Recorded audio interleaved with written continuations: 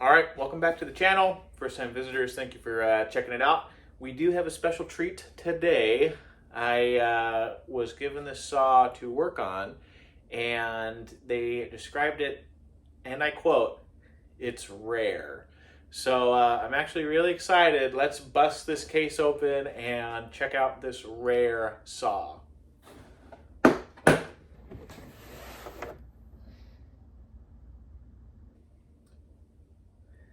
It's just a Craftsman chainsaw. I thought you said it was rare. No. I said it's rare that it works. It's so you can fix it, right? Right? Right?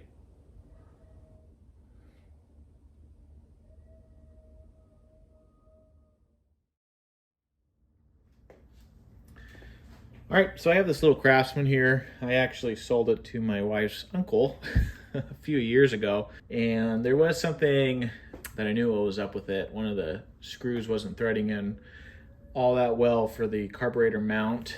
I am suspecting that the threads are probably gone and that it's not seating well. It's probably letting in air, but I'm not sure. But I do want to check it out because it's been on my mind ever since I sold it to him. So I will strip everything back, take the carburetor off and get that mount off, check out those screws. But he was saying he's having a hard time starting it.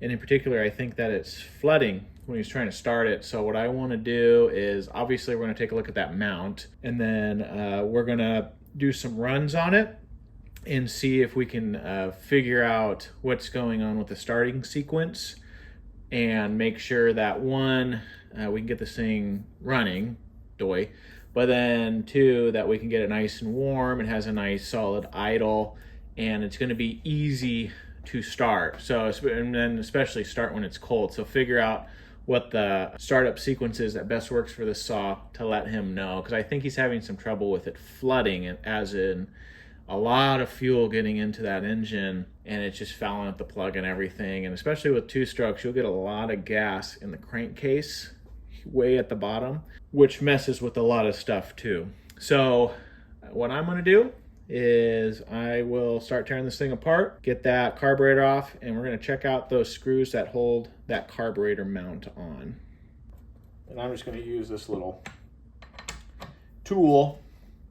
Always came with the saw, just so I don't have to grab my sockets quite yet. We'll do some cleaning. And this has one of those easy adjustments on it. I think I go that way with it.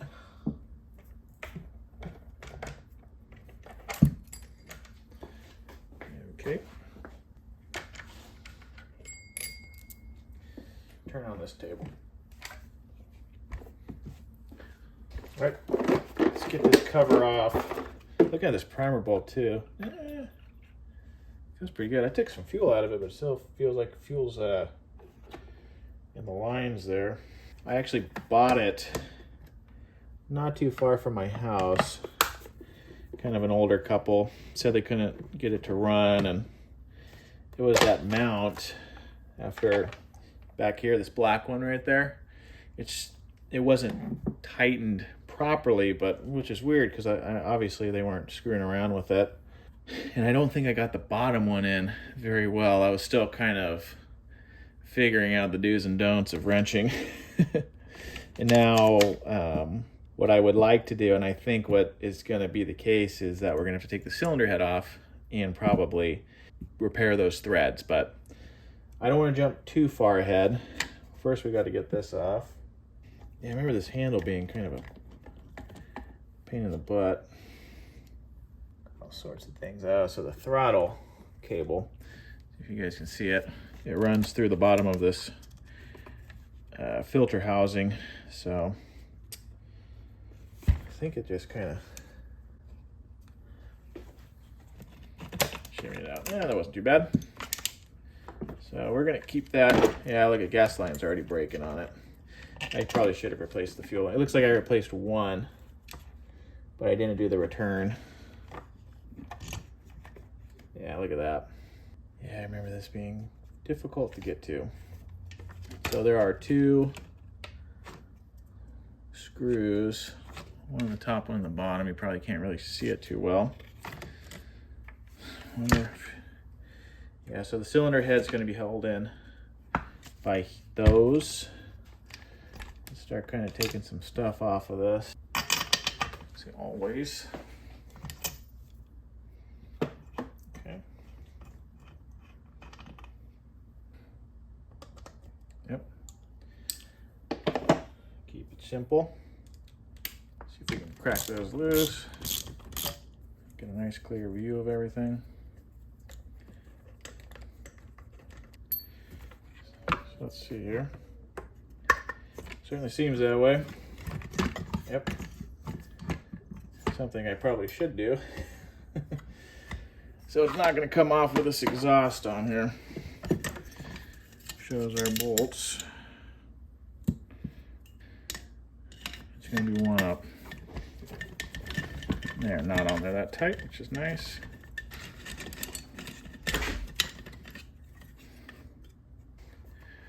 All right, this should pull out pretty easy now. Cool. So it was this bottom one that I don't think I got in all the way, but yeah, I can feel it. Well, maybe not. Guess there's only one way to find out. And it looks like those are the seals, but that shouldn't be a problem. Here's that return line. So what we're going to do is poke that out and run a new one. This is one I believe I replaced already, and this is for the fuel. So I think we're good there. And I think that's really about it for this. Here's the, let's get you some light. Here is the bolt in question. So let's set you up. Let's see if I can loosen that up, and we'll take a peek now that this is easily accessible and see if there's anything wrong with the threading of that. Oh, geez Louise. It felt pretty tight to me. Maybe the top one that was bad. Maybe I don't know what I'm talking about. That seems fine. So here's the mount. Here's the one that was in. Oh yeah, that thread's just fine. Oh cool, that makes me feel a lot better. Yeah, that thread's in just fine. Okay, what I will do then, off camera, is I'm gonna clean a lot of this stuff up now that it's easy to get to. I'll show you it. I mean, it's not gonna be like it's not gonna be like brand new, but I will get a lot of this dirt and stuff off, so that way it mounts a bit easier. We'll throw this mount back on. Yeah, everything looks pretty good. That's a gasket back here. This all looks really, really good. I'm gonna throw a new return line in. It's really quite boring because it doesn't go into like a fuel filter or anything like that. When I bring it back, I'll have this clean. We will button up this mount back to where it needs to go. Yeah, what we'll do is kind of see how everything's looking.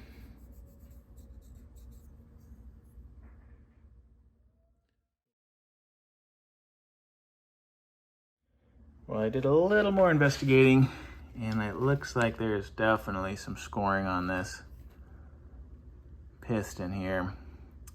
And this is the exhaust side.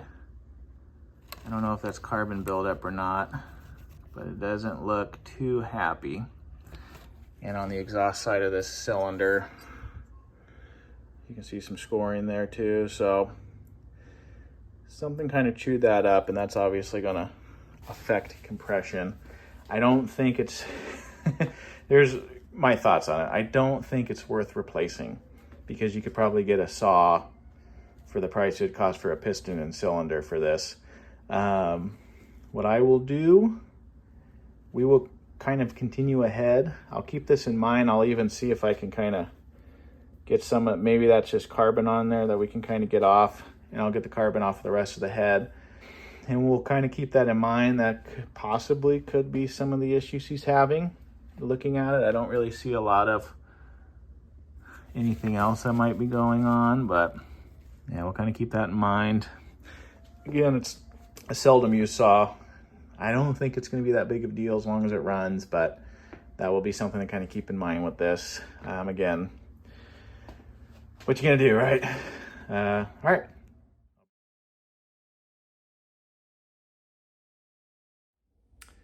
All right, we're back the next day, and yes, I do have the same clothes on. And I actually spoke with my wife's uncle, who asked to be referred to as Big Daddy D. And he was totally down with getting the cylinder and piston, which I looked on Amazon, it was 30 bucks. So we'll see the quality of that. But it's got to be better than the big old scratch there on the piston and cylinder. So I have that ordered, and it's actually supposed to come in tomorrow. So I thought I'd just do a whole second part of putting that on and then doing the break-in period and seeing how it runs as I don't know, maybe like a how-to or something of how to replace that piston head and the cylinder head and the piston. So I think that's what's going to come up, and I'm just going to end the video here for tear down and kind of diagnostic and stuff. So I did want to note I'm going to try to crank out some more stuff. So I'm going to try to do more things I've been wanting to do in videos, and one of them is playing music. So what do you have in store for us? I'm glad you asked. I had some time to reflect, and I think I'm going to start doing some more banjo music. I had to deal with a little bit of life. I had to deal with the holidays. I had to deal with work. I had to kind of deal with not a lot of people watching these videos. But it is something I like to do, and I'm going to get back to recording some banjo music. We'll see. We'll see. And maybe a little accordion. No. All right. Just banjo and bass. Well, thank you guys, and like and subscribe if you want, if you see this. But till next time.